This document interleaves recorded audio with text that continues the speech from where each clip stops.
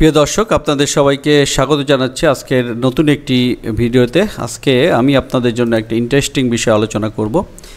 সেটা হচ্ছে যে আমরা যখন কোনো স্টকে এন্ট্রি নিতে যাই আমাদের বিভিন্ন ধরনের প্রবলেম ফেস করতে হয়। প্রথমত যে প্রবলেমটা আমরা ফেস করি সেটা হচ্ছে যে আসলে কোন স্টকটি আমি আমার বাই করার জন্য আমি সিলেক্ট করব, কারণ আমার শেয়ার মার্কেটে তো প্রচুর পরিমাণ স্টক থাকে। সেক্ষেত্রে আমার রাইট স্টকটি খুঁজে পাওয়াটা হচ্ছে গুরুত্বপূর্ণ বিষয়। রাইট স্টকটি খুঁজে পাওয়ার পরে আমার রাইট টাইমটা খুঁজে নিতে হবে যে আমি কোন টাইমে এটা আমাদের বাই করতে হবে। তাহলে আমাদের যদি সিলেকশনটা সঠিক হয়, আমাদের বাইটা যদি সঠিক হয়, তাহলে আমাদের প্রফিটের সম্ভাবনা অনেকাংশেই বেড়ে যায়।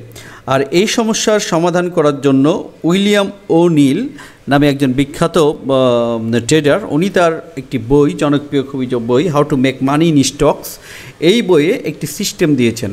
এবং যে কোনো স্টক আমরা যখন ক্রয়ের জন্য সিলেকশন করব সেই সিস্টেমটিকে তিনি দিয়েছেন, যে সিস্টেমটার নাম হচ্ছে, সংক্ষেপে তিনি দিয়েছেন ক্যানসিলিম। তো আজকে আমার এই ভিডিওর আলোচনার বিষয়টা হচ্ছে ক্যানসিলিম, এই মেথডটাকে একটু ইলাবোরেট করে আপনাদের জন্য আলোচনা করা, যাতে এই আপনাদেরও যখন কোনো স্টক সিলেকশনের বিষয় আসবে তখন এই ক্যানসিলিমের যে বিষয়গুলো তিনি আলোচনা করেছেন সেই বিষয়গুলো যদি আমরা ওই স্টকের মধ্যে খুঁজে পাই, তাহলে এমন একটি স্টক যদি আপনি সিলেক্ট করেন এবং সিলেক্ট করার পর রাইট টাইম যদি সিলেকশন করতে পারেন, আমার মনে হয় আপনার সফলতার যে সম্ভাবনা সেটা অনেকাংশেই বৃদ্ধি পাবে।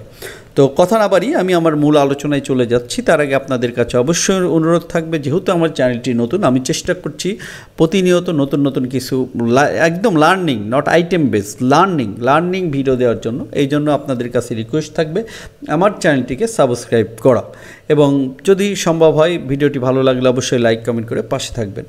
তো আমরা দেখি এই ক্যানসিলিম, আমার ভিডিওর যে পার্ট, প্রথমে আমরা ক্যানসিলিমের যে ইলাবোরেশনটা দেখব, তারপরে আমরা এগুলো ডিটেলস আমরা আলোচনা করার চেষ্টা করব এবং একটা ওভারভিউ, একটা ধারণা নেওয়ার চেষ্টা করব যে আসলে আমাদের যে কীভাবে আমরা যে কোনো স্টকটা আমরা সিলেকশন করব। প্রথমে দেখুন উইনিং ক্যানসিলিম এর যে ইলাবোরেশনটা আমরা দেখি, সি দ্বারা তিনি কী বুঝিয়েছেন। সি দ্বারা বুঝিয়েছেন কারেন্ট কোয়ার্টারলি আর্নিংস পার শেয়ার।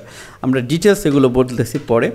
দেন হচ্ছে এ দ্বারা তিনি বুঝিয়েছেন এখানে ক্যানসিলিমের এ বলতে অ্যানুয়াল আর্নিংস, যে অ্যানুয়াল আর্নিংস কীরকম হওয়া উচিত বা কোয়ার্টারলি আর্নিংস কী রকম, কী দেখে আমরা বুঝবো যে আমার এই স্টকটি আমার জন্য সিলেকশনের ক্রাইটেরিয়ার মধ্যে পড়ে। দেন আমরা দেখব যে আসলে ওই প্রতিষ্ঠান নতুন কোনো কিছু মানে শেয়ার যেটার মাধ্যমে বাড়ে, যে ক্যাটালিস্ট, নতুন প্রোডাক্ট, ম্যানেজমেন্ট বা নিউ কোনো বিষয় আছে কি না, কোন কোন বিষয়গুলোর বিষয় আলোকপাত, সেই বিষয়গুলো আমরা দেখব। একটি স্টকের ফান্ডামেন্টাল যত ভালোই হোক, তার সাপ্লাই ডিমান্ডটাকে আমাকে অবশ্যই খেয়াল করতে হবে, তার ডিমান্ড আছে কিনা। যদি ডিমান্ড না থাকে তাহলে কিন্তু শুধুমাত্র ফান্ডামেন্টাল দেখে কিন্তু আমি ক্রয় করলে সেটা কিন্তু আমার সফলতার সম্ভাবনা অনেকাংশে কমে যাবে। দেন আমার যে স্টকটি সেটা লিডার না লেগার্ড, তিনি কী বোঝাতে চেয়েছেন সেই বিষয় নিয়ে আমরা আলোচনা করব। এবং এখানে ক্যানসিলিমের আই দ্বারা তিনি যে বিষয়টা বুঝিয়েছেন সেটা হচ্ছে যে ইনস্টিটিউশনাল স্পন্সরশিপ, অর্থাৎ আমি যে শেয়ারটি ক্রয় করতে যাচ্ছি ওখানে প্রাতিষ্ঠানিক বিনিয়োগকারী যারা, তাদের চাহিদা কেমন, এই বিষয়টি তিনি বোঝাতে চেয়েছেন। মার্কেট ডিরেকশন কোন দিকে, এটা অবশ্যই একটি বিবেচ্য বিষয়, যে মার্কেট ডিরেকশন এখন কি আপে আছে না কি ডাউনে আছে, এই বিষয়গুলো অর্থাৎ ক্যানসিলিমের পূর্ণরূপ আমরা যদি ইলাবোরেট করি তাহলে এই দ্বারাই সিতে কারেন্ট কোয়ার্টারলি আর্নিংস, এতে অ্যানুয়াল আর্নিং গ্রোথ, এনতে new product, new management, supply demand, L for এখানে লিডার বা ল্যাগার্ড বোঝাচ্ছে, বা ইনস্টিটিউশনাল স্পন্সরশিপ এবং মার্কেট ডিরেকশন কি, এই সমস্ত বিষয় এখানে আমরা আলোচনা করব। তো আমরা একটু ডিটেলস আলোচনা করি যে আসলে প্রত্যেকটা দ্বারা তিনি কি বুঝিয়েছেন। সি দ্বারা যিনি বুঝিয়েছেন যে কারেন্ট কোয়ার্টারলি আর্নিংস, তিনি বলেছেন যে অবশ্যই আমরা যখন কোনো একটি স্টকে সিলেকশন করব তার যে লাস্ট ইমিডিয়েট যে কোয়ার্টার যে আর্নিংস বা ইপিএস যেটাকে আমরা বলি, সেটাকে অবশ্যই পজিটিভ হতে হবে। এবং আমরা যদি দেখি যে আমাদের কোনো স্টকের আর্নিংস নেগেটিভ, সেই স্টকটা যত ভালোই হোক, আমাদের যে উইলিয়াম ও'নিল যে সিস্টেম দ্বারা দাঁড় করিয়েছেন তার সিস্টেমে সেটা সিলেকশন ক্রাইটেরিয়ায় পড়বে না। তো সেক্ষেত্রে অবশ্যই আমাদের কারেন্ট কোয়ার্টারলি আর্নিংস পজিটিভ হতে হবে। তিনি শুধু পজিটিভ হতে হবে এই কথাই বলেননি, তিনি বলেছেন এটা অবশ্যই গ্রোথ থাকতে হবে। গ্রোথ মানে কি, যে আমার গত বছর এই সময় আমি 1 টাকা ইপিএস করেছিলাম, এই বছর যদি আমি পজিটিভ 50 পয়সা ইপিএস করি তাহলে কিন্তু সেটা গ্রোথ ডিটারমাইন করছে না, সেটা নেগেটিভ বার্তা দিচ্ছে, যদিও আমার ইপিএসটা পজিটিভ আছে। তিনি বলছেন গ্রোথ থাকতে হবে। এবং অর্থাৎ গত বছর যদি আমার 1 টাকা ইপিএস হয় এই কোয়ার্টারে, আমার এই কোয়ার্টারের পরবর্তী বছর থার্ড কোয়ার্টারে যদি তার চেয়ে 1.5 টাকা বা ইপিএস হয় বা বেশি হয়, সেক্ষেত্রে আমি এটাকে গ্রোথ বলতেছি। এ হচ্ছে বিষয়, অর্থাৎ ইপিএসের গ্রোথটা অবশ্যই থাকতে হবে। এবং তিনি আরেকটি কথা বলেছেন যে ইপিএসের শুধুমাত্র গ্রোথ থাকলে হবে না, এই গ্রোথটা অবশ্যই সিগনিফিক্যান্ট হতে হবে। অর্থাৎ গত বছরের চেয়ে আমার জাস্ট 2%, 3%, তার 5% বৃদ্ধি পেয়েছে ইপিএসটা, এইটা আসলে মাইনর কোনো চেঞ্জিং ইন্ডিকেশন দেয় না। মাইনর কোনো চেঞ্জিং ইন্ডিকেটর দিতে হলে আমার অবশ্যই সারপ্রাইজিং হতে হবে, আর্নিংটা সারপ্রাইজিং হতে হবে। সারপ্রাইজিং মানে আমরা যেটা বুঝছি যে হ্যাঁ, গত বছর আমার 1 টাকা ইপিএস ছিল, এবার আসছে আমার ডাবল 2 টাকা ইপিএস, গত বছর আমার এরকম এটাকে, অর্থাৎ সেক্ষেত্রে আমার যে ক্যাটালিস্ট, এই ক্যাটালিস্টটাই ফুয়েল দেবে আমার যে শেয়ারের যে প্রাইসটা বৃদ্ধি, সেই বৃদ্ধিতে ফুয়েল দিতে হলে তার অবশ্যই সিগনিফিক্যান্ট আর্নিংস থাকতে হবে, ইপিএস থাকতে হবে এবং গ্রোথ থাকতে হবে। এবং এই গ্রোথটাকে তিনি বলছেন যে মিনিমাম এটা 20% মিনিমাম হওয়া উচিত। 20%-এর নিচে যদি গ্রোথ হয় সেক্ষেত্রে আমরা সেটাকে আসলে সিগনিফিক্যান্ট গ্রোথ হিসেবে কাউন্ট করতেছি না। অর্থাৎ এখানে আমি যখন কোনো স্টক সিলেকশন করতে যাব আমাকে অবশ্যই সিটা ক্যালকুলেট করতে হবে যে কারেন্ট কোয়ার্টার আর্নিংস কেমন, এটা পজিটিভ থাকতে হবে এবং গত কোয়ার্টারের থেকে এই কোয়ার্টারে যেন এইটা হচ্ছে গ্রোথটা ভালোভাবে থাকে। এবং তৃতীয় যে ফ্যাক্টরটা দেখতে হবে, গ্রোথটা যেন সিগনিফিক্যান্ট হয়, সিগনিফিক্যান্ট গ্রোথ হয়। এই 3টা বিষয় যদি আমরা পাই সেটা আমরা এই স্টকটি আমরা ক্রয়ের জন্য এটা সিলেক্ট করতে পারি। দেন এ হচ্ছে সির বিষয়। তারপরে তিনি এ দ্বারা যেটা বোঝাচ্ছেন, তিনি যেটা বোঝাচ্ছেন সেটা হচ্ছে অ্যানুয়াল আর্নিংস। আমরা তো কোয়ার্টারলি আর্নিংস দিলাম, কারণ আমার 1 বছরে 4টা কোয়ার্টার হয়, তা আমরা কোয়ার্টার আর্নিংসের বিষয়গুলো দেখলাম। এখন অ্যানুয়াল আর্নিংস কেমন হওয়া উচিত, তিনি বলেছেন হ্যাঁ, অ্যানুয়াল আর্নিংস অবশ্যই ইনক্রিজ হতে হবে, বৃদ্ধি হতে হবে। এবং মিনিংফুল গ্রোথ, এই একই কথা, আমার অবশ্যই গত বছরের চেয়ে এই বছরের টোটাল যে অ্যানুয়াল বাৎসরিক আর্নিংস সেটা বৃদ্ধি হতে হবে এবং এই বৃদ্ধিটাও ইপিএসের মতো অবশ্যই সিগনিফিক্যান্ট হতে হবে। আমার গত বছর হয়তো আমার যে আর্নিং ছিল এবছর সামান্য কিছু বৃদ্ধি পেয়েছে, সেটা অবশ্যই খুব বেশি ফুয়েল ক্রিয়েট করবে না। এটা সিগনিফিক্যান্ট যখন আমার গত বছর হয়তো আমার 10 টাকা আর্নিং ছিল, এবার 15 টাকা আর্নিংস, 50% বৃদ্ধি, অথবা এবছর আমার 20 টাকা আর্নিংস, সেইটা আমার যে স্টকটা আছে সেই স্টকটাকে মুভ করার ক্ষেত্রে পর্যাপ্ত পরিমাণে ফুয়েল ক্রিয়েট করবে। অর্থাৎ অ্যানুয়াল আর্নিংসটা পজিটিভ আছে কিনা এটা আমার দেখতে হবে। আমি যদি জাস্ট দেখি আমার গত বছর এটা লস করেছিল, এবছর এটা লাভ, 1-2 বছরের এই ডাটা দেখে আমাদের বুঝলে হবে না, আমার দেখতে হবে ঠিক কয়েক বছর ধরে ধারাবাহিকভাবে প্রতিষ্ঠানটি লাভ করতে পারতেছে কিনা এবং তাদের ইপিএসে বা তাদের অ্যানুয়াল আর্নিংসে গ্রোথ আছে কিনা, এই বিষয়টি তিনি বিবেচনা করার কথা বলেছেন। তাহলে আমরা 2টা জিনিস, একটা ইপিএস, কারেন্ট কোয়ার্টার, অ্যানুয়াল, এই 2টাই পজিটিভ থাকতে হবে যদি কোনোটা, এবং সিগনিফিক্যান্ট গ্রোথ থাকতে হবে। 2টা ক্রাইটেরিয়া পেলাম। আমরা যখন আরেকটি স্টক সিলেক্ট করব, আরেকটা যে বিষয়টা দেখতে হবে, এইটা যদি আমরা পাই আরও ভালো। যদি new product, new management, new highs, অর্থাৎ কোনো স্টক যদি নতুন প্রোডাক্ট বাজারে নিয়ে আসছে, এমন কোনো প্রোডাক্ট যার কারণে ওই কোম্পানির প্রফিটেবিলিটি সামনে বাড়বে, যদি এরকম কিছু থাকে সেটাও কিন্তু ফুয়েল দেয়। এর সাথে সাথে যদি এই বিষয়গুলো হয় তখন সেই স্টকটাকে কিন্তু আমরা ক্রয় করার জন্য বিবেচনা করতে পারি। নতুন ম্যানেজমেন্ট আসার সময় বিভিন্ন ধরনের তার পলিসি চেঞ্জ করে, তারা কী ধরনের পলিসি চেঞ্জ করছে সেই বিষয়গুলো, এবং স্টকটি একটা তার নতুন উচ্চতায়, যার হিস্টোরিক্যাল প্রাইস আছে সেই প্রাইস মোটামুটি একদম নিউ উচ্চতায় দাঁড়িয়েছে, এরকম একটা অবস্থানে থাকলে সেটা আমাদের জন্য খুবই ভালো। New product, new management, new highs, এবং এইগুলো একদম buying at the right time, আমাকে সঠিক সময় এটা বাই করতে হবে। এই জিনিসগুলো যদি থাকে, নিউ প্রোডাক্ট, নিউ ম্যানেজমেন্ট, যদি এই বিষয়গুলো থাকে, তাহলে আমি যদি সঠিক টাইমিংটা করতে পারি তাহলে কিন্তু আমার স্টক সিলেকশনটা অত্যন্ত পজিটিভ হবে। অর্থাৎ আমার এই বিষয়গুলো দেখতে হবে যে আছে কিনা, যদি থাকে বেটার, না থাকলেও আরও অন্য বিষয়, কিন্তু এটা যদি এই কোয়ালিটিগুলো থাকে সেটা অবশ্যই বেটার ইন্ডিকেশন দেয়। দেন সাপ্লাই এবং ডিমান্ড, এবং তিনি বলতে চেয়েছেন আমি যে স্টকটি আমার ইপিএস ইনক্রিজ আছে, অ্যানুয়াল গ্রোথ আছে, নিউ প্রোডাক্ট আছে, কিন্তু দেখতে হবে সেটা সাপ্লাই ডিমান্ড কেমন। সাপ্লাই ডিমান্ড, এমন সাপ্লাই যদি পর্যাপ্ত পরিমাণে সাপ্লাই থাকে, তারপরে কিন্তু এগুলো থাকার পরেও সেটা কিন্তু ফুয়েল ক্রিয়েট করবে না, স্টকটাকে উপরে ওঠার জন্য দেবে না। সেক্ষেত্রে পর্যাপ্ত ডিমান্ড যাতে শেয়ারটাকে উপরে উঠাইতে পারে সেই দিকটা খেয়াল রাখতে হবে। অর্থাৎ সাপ্লাই ডিমান্ডটা খেয়াল করতে হবে। সাপ্লাই মানে বলতে চাচ্ছে যে, উনি বলতে চেয়েছেন যে সেল প্রেশারটা কেমন আসতে পারে বা বায়ারদের আগ্রহ কেমন আছে সেইটা আমরা যদি প্রকাশ পাই যে না শেয়ারটি এতগুলো থাকার পরে এটা বায়ারদের আগ্রহ আছে, তখন আমরা এটা ক্রয়ের জন্য বিবেচনা করতে পারি। তো তিনি এখানে বোঝাতে চেয়েছেন যদি এরকম কোনো কোয়ালিটি সম্পন্ন স্টক যেটা স্মল ক্যাপিটালাইজেশন হয় প্লাস ভলিউম ডিমান্ড থাকে ভালো, সেক্ষেত্রে আমরা সেটা বাই করার জন্য বিবেচনা করতে পারি। লার্জ ক্যাপ হলে সেক্ষেত্রে মুভ করাটা একটু কঠিন ব্যাপার। স্মল ক্যাপ লার্জ ক্যাপ নিয়ে আমার এখানে মার্কেট ক্যাপ নিয়ে একটা ভিডিও আছে, আপনারা যদি মনে করেন তাহলে ভিডিওটি দেখে নিতে পারেন। তো তারপরে আমরা যে বিষয়টা আরও যিনি বোঝাইতে ইচ্ছেন লিডার অর ল্যাগার্ড।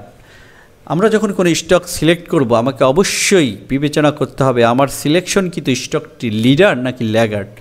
আপনি যদি যত ভালো ফান্ডামেন্টালি হোক না কেন, আপনি যদি ল্যাগার্ড যদি আপনার সিলেকশনে থাকে তাহলে কিন্তু আপনার শেয়ারটা মুভ করবে না। এখানে লিডার বলতে ওইটাই বোঝাচ্ছে যে শেয়ারগুলো মার্কেট লিডার এবং যার প্রাইসটা দ্রুত মুভ করছে, অন্যান্য শেয়ারের চেয়ে ভালো মুভ করে। এবং অবশ্যই কিছু শেয়ার আছে যেগুলো আমরা দেখি যে ফান্ডামেন্টাল অনেক ভালো কিন্তু বছরের পর বছর একই জায়গায় আছে, এগুলোকে উনি লেগার্ড হিসেবে ক্যালকুলেশন করেছেন। তার মানে আপনার শেয়ারের পর্যাপ্ত মুভমেন্ট থাকতে হবে ওই সেক্টরের মধ্যে যে যাতে সেটাকে আপনাকে লিডার খুঁজতে হবে। সবসময় আপনাকে লিডারে এন্ট্রি নিতে হবে। আপনি যদি ল্যাগার্ড নিয়ে বসে থাকেন তাহলে কিন্তু আপনার প্রফিটেবিলিটির সম্ভাবনা অনেক কমে যাবে। তিনি এটাই বোঝাতে চেয়েছেন। অবশ্যই লিডার প্রত্যেকটা সেক্টরে দেখবেন যে কোনো একটা শেয়ার ওই সেক্টরকে লিড দেয়। তো আমাদের এই বৈশিষ্ট্যগুলো থাকার পরে তার যদি লিডিং ক্যাপাসিটি থাকে সেটা আমার অবশ্যই সিলেকশনের জন্য বেস্ট অপশন হতে পারে। অর্থাৎ আমরা কখনোই ল্যাগার্ডে এন্ট্রি নেব না, আমরা লিডারে এন্ট্রি নেব। এই একটা বিষয় তিনি বোঝাতে চেয়েছেন দ্বারা। আর একটা বিষয় যেটা ইনস্টিটিউশনাল স্পন্সরশিপ। ইনস্টিটিউশনাল স্পন্সর বলতে আমরা যেটা বুঝি, আমরা বিভিন্ন যারা মার্চেন্ট ব্যাংক বলি, তারপরে বিভিন্ন প্রাতিষ্ঠানিক বিনিয়োগকারী মিউচুয়াল ফান্ড যারা পর্যাপ্ত পরিমাণ অনেক বড় ইনভেস্টর, মানে যারা পারে একটি শেয়ারকে মুভ করাইতে। আপনি কিন্তু ক্ষুদ্র বিনিয়োগকারী, আমাদের পক্ষে সম্ভব না একটি শেয়ারকে কিন্তু মুভ করাইতে, কিন্তু যারা ইনস্টিটিউশনাল স্পন্সরশিপ প্রাতিষ্ঠানিক এরা কিন্তু চাইলেই যে কোনো শেয়ারকে মুভ করাইতে পারে। তো সেক্ষেত্রে দেখতে হবে ওখানে ইনস্টিটিউশনালের ডিমান্ড কেমন, তারা কি শেয়ারটা নিয়ে বিবেচনা করছে কিনা, তারা কি বাই করতেছে কিনা, এই বিষয়গুলো আমাদের দেখতে হবে। এখন আমরা কোথায় থেকে দেখব? এগুলো আমরা যদি মিউচুয়াল ফান্ডের বিভিন্ন পোর্টফোলিও ওয়েবসাইট থেকে দেখা যায়, সেখান থেকে দেখা যায়। তারপরে তার ভলিউম বা প্রাইস ভলিউম দেখেও আমরা কিছুটা আন্দাজ করতে পারি। এই বিষয়গুলো আমাদের দেখতে হবে যে ইনস্টিটিউশনাল প্রাতিষ্ঠানিক যারা বিনিয়োগকারী তাদের এখানে মানে পার্টিসিপেশনটা আছে কি না। যদি মিনিমাম একটা পার্টিসিপেশন অবশ্যই থাকতে হবে, তারপরে আমি এই শেয়ারটা আমি বাই করার জন্য মূলত বিবেচনা করতে পারি। আর সর্বশেষ সেটা হচ্ছে দ্বারা তিনি বুঝিয়েছেন মার্কেট ডিরেকশন। এইটা তার মধ্যে সবচেয়ে গুরুত্বপূর্ণ বিষয়। সব কিছু ঠিক থাকার পরেও মার্কেট ডিরেকশনটা যদি অ্যাপ্রোপ্রিয়েট না হয় তাহলে কখনোই আমি শেয়ার এন্ট্রিটা নিব না। মার্কেট ডিরেকশন অবশ্যই আপে থাকতে হবে, আপ ট্রেন্ড থাকতে হবে। আমরা জানি 3 ধরনের মূলত মার্কেট ডিরেকশন থাকে, একটা হচ্ছে আপওয়ার্ড, ডাউনওয়ার্ড, আর একটা হচ্ছে সাইডওয়ে। আমরা যখন কোনো শেয়ার ট্রেড করার জন্য কিনবো অবশ্যই শেয়ারটাকে মার্কেট ডিরেকশন আপে থাকতে হবে। বাদ বাকি সব কিছু ঠিক থাকার পরেও যদি মার্কেট ডিরেকশন ডাউন থাকে, অর্থাৎ শেয়ারটা পড়তি অবস্থায় থাকে, তাহলে সেই শেয়ারটা আমরা ক্রয়ের জন্য অবশ্যই বিবেচনা করব না। তার মানে এইটা লাস্ট এবং সবচেয়ে ইম্পর্ট্যান্ট একটা বিষয়। আমাদের ট্রেডিং জগতে একটি কথা আছে, ট্রেন্ড ইজ ইউর ফ্রেন্ড, অর্থাৎ ট্রেন্ড দেখে আমাকে ট্রেড করতে হবে। তো উইলিয়াম ওনিল এই যে বিষয়গুলো আলোচনা করলেন, এই যে ক্যানসিলিম যে তার স্ট্র্যাটেজি, তার যে ক্যানসিলিমের যে স্ট্র্যাটেজি, যে স্ট্র্যাটেজিটা তিনি দিয়েছেন, আমরা যদি কেউ এই স্ট্র্যাটেজিটা ফলো করে মূলত আমাদের ট্রেডিং ডিসিশন নিয়ে থাকি বা স্টক সিলেকশন করে থাকি, আমার মনে হয় আমাদের স্টক সিলেকশনে আসলে মানে খুব বেশি প্রবলেম হবে না। তো আমাদের যে বিষয়টা এটা বারবার সুন্দর করে বুঝে আমাদের যে কোনো স্টক আমরা যদি ফাইন্ড আউট করতে যাই তাহলে আমাদের এই বিষয়গুলো একটু বোঝার চেষ্টা করা উচিত যে কিভাবে আমরা এটা মূলত একটি স্টকটা ভালো না খারাপ বা কি কোন বিষয়গুলো বিবেচনা করতে হবে। তো তার জন্য ক্যানসিলিম আমি মনে করি বেস্ট একটা স্ট্র্যাটেজি এবং পৃথিবীর অনেক বড় বড় বিনিয়োগকারী বা তারা কিন্তু এটা ফলো করে থাকে। তো এখন আমি আরেকটা বিষয় আপনাদের জন্য নিয়ে আসবো, সেটা হচ্ছে আমরা আমাদের শেয়ার মার্কেট থেকে কিছু দু একটা স্টক দেখব যে আসলে এরকম বৈশিষ্ট্য সম্পন্ন স্টক আছে কিনা। আরেকটা বিষয় বলে থাকি যে বৈশিষ্ট্য সব থাকলেই যে সেটা কেনার রাইট টাইম তা কিনা। আমাকে যখনই আমি কোনো স্টকে এন্ট্রি নিব দেখতে হবে, আমার ফান্ডামেন্টাল চেক করব, তারপরে আমাকে টেকনিক্যাল অ্যানালাইসিস দেখতে হবে যে এটা আসলে এখন কেনার জন্য উপযুক্ত সময় কিনা, এবং তারপরে আমাকে সেটাতে যেতে হবে। তারপরে আমরা দেখব যে এরকম কোনো শেয়ার আছে কিনা, ফান্ডামেন্টাল এই বৈশিষ্ট্যগুলো সম্পূর্ণ কিছু শেয়ার আমরা পাই কিনা। এর ম্যাক্সিমাম সবগুলো বৈশিষ্ট্যই থাকতে হবে সেটা ঠিক আছে, তারপরে দু একটা না থাকলেও চলবে, কিন্তু ম্যাক্সিমাম বৈশিষ্ট্যগুলো যেন থাকে। অর্থাৎ থাকলে আমরা একটি শেয়ার যে তার কোয়ার্টারলি আর্নিংস ভালো থাকবে, অ্যানুয়াল আর্নিংস গ্রোথ থাকবে, নতুন প্রোডাক্ট, নতুন ম্যানেজমেন্ট, সাপ্লাই ডিমান্ডের লিডার হতে হবে, ইনস্টিটিউশনাল মার্কেট ডিরেকশন, এইসব বিষয়গুলো যেন থাকে, এই বিষয়গুলো আমরা দেখব। তো আমরা একটি প্র্যাকটিক্যাল একটা এক্সাম্পলে যাই। একটি শেয়ার আমি দেখাবো আপনাদের। এখানে মূলত আমি ব্র্যাক ব্যাংক দেখানোর আগে আমি এটা আইসিটি, এটা আমি আইটি সেক্টর একটি শেয়ার আছে আইসিটি। এর আমি যদি দেখি কিছু বৈশিষ্ট্য যেটা ছিল আমার এখানে কি বলেছে, কারেন্ট কোয়ার্টারলি আর্নিংস পজিটিভ থাকতে হবে। আমরা যদি এখন দেখি এই এর কিন্তু কারেন্ট যে কোয়ার্টার আছে, লাস্ট কোয়ার্টারে কিন্তু তার ইপিএসটা আসছে কত 1.07, অর্থাৎ তার কিন্তু গ্রোথ আছে, এবং গ্রোথটা অবশ্যই সিগনিফিক্যান্ট, 32% গ্রোথ আছে, তাই না? তার মানে আমাদের প্রথমটার সাথে মিলে গেছে, মানে এইটা ক্রাইটেরিয়া সিলেক্ট করার জন্য। অ্যানুয়াল ইনক্রিজ আছে কিনা, হ্যাঁ তার বাৎসরিক ইনক্রিজ আছে কিনা এটাও আমরা দেখতে পারি। এই যে বাৎসরিক ইয়ার টু ইয়ার তার 34% গ্রোথ আছে, অর্থাৎ এটা আমি মনে করি 2 টাকা 98 পয়সা থেকে এবার ইপিএস আসার সম্ভাবনা 4 টাকা, যেটাকে আমি বলি হ্যাঁ এটা মোটামুটি একটা আছে। তার মানে আমাদের 2টা ক্রাইটেরিয়া এখানে ফিল আপ করলো। আর তৃতীয় যে ক্রাইটেরিয়া সেটা হচ্ছে তার নিউ প্রোডাক্ট। হ্যাঁ আমরা জানি এই আইটিসি বর্তমানে আমাদের আইটিসি সক্ষমতা বাড়ছে, এবং এই আইটিসি কোম্পানিটি বর্তমানে বিভিন্ন কোম্পানি, বিভিন্ন ব্যাংক, এদের যে ব্যবসা আছে তাদের সাথে মূলত বিভিন্ন চুক্তিতে যাচ্ছে, নতুন নতুন অনেক কিছু তাদের প্রোডাক্ট লাইনে অ্যাড হচ্ছে, যেটা ফিউচার তার প্রফিটেবিলিটি আরও বাড়বে বলে মনে হচ্ছে।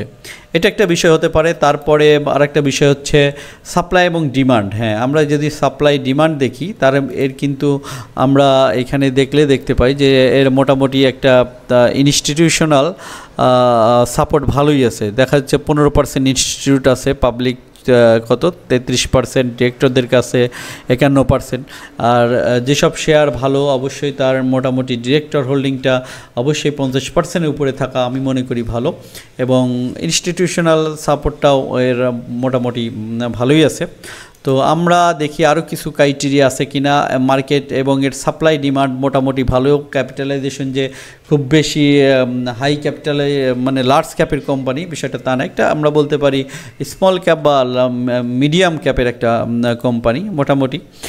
আর এই যে ইপিএসের আমরা দেখতে পারতেছি 2020 সাল থেকে ধারাবাহিকভাবে কিন্তু একটা গ্রোথ, আপওয়ার্ড গ্রোথ।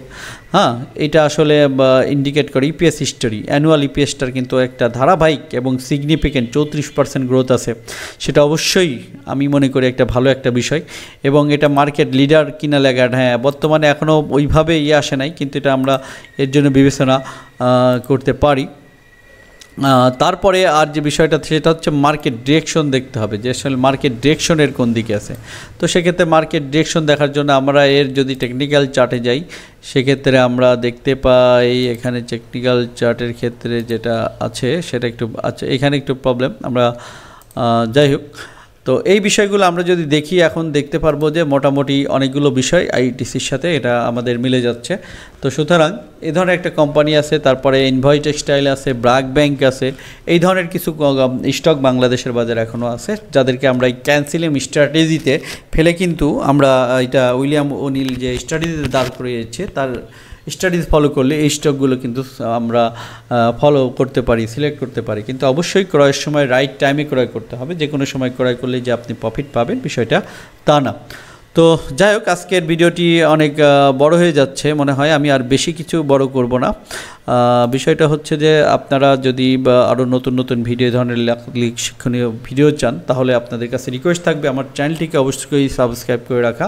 আমি এখন থেকে চেষ্টা করব আমার যে অর্জিত যতটুকু নলেজ আছে বিভিন্ন জায়গা থেকে, যে বিষয়গুলো ইন্টারেস্টিং মনে হবে আপনাদের শেখার জন্য, ধারাবাহিকভাবে এখানে একদম লার্নিং চ্যানেল, একদম আপনার লার্নিং চ্যানেল বলতে পারেন এটা আমার জন্য, আপনাদের জন্য। আমি প্রতিনিয়ত লার্নিং ভিডিও আপনাদের জন্য এখানে করব। আপনি যদি শিখে, যে কোনো বিজনেস যদি শিখে আপনি যদি মার্কেটে আসেন, অবশ্যই আপনি প্রফিট করতে পারবেন। আর যদি আপনি না শিখেন, লার্নিংটা যদি আপনার না থাকে, আপনার যত টাকাই থাক, যত বছরের এক্সপিরিয়েন্সই থাক, আপনাকে মার্কেট প্রফিট দিবে না। অ্যাট ফার্স্ট লার্ন, আপনাকে আমি বলছি লার্ন টু আর্ন। অবশ্যই আর্ন করার জন্য আপনাকে শিখতে হবে, এবং এই শেখাটা আপনার কোচিং করা, বিভিন্ন কোচিংয়ে যেতে পারেন, বিভিন্ন মেন্টর আছে, সেভাবে হতে পারে। কিন্তু আমি আমার চ্যানেলের মাধ্যমে চেষ্টা করতেছি যে আপনাদের জন্য কিছু দেওয়ার। তো জানি না কতটুকু দিতে পারবো। তো আপনাদের উৎসাহ এবং সাপোর্ট পেলে অবশ্যই আরও ভবিষ্যতে ভালো কিছু নিয়ে আসবো। তো সে পর্যন্ত সবাইকে ধন্যবাদ জানিয়ে আমার আজকের যে ভিডিওটি সেখানেই শেষ করছি। আল্লাহ হাফেজ।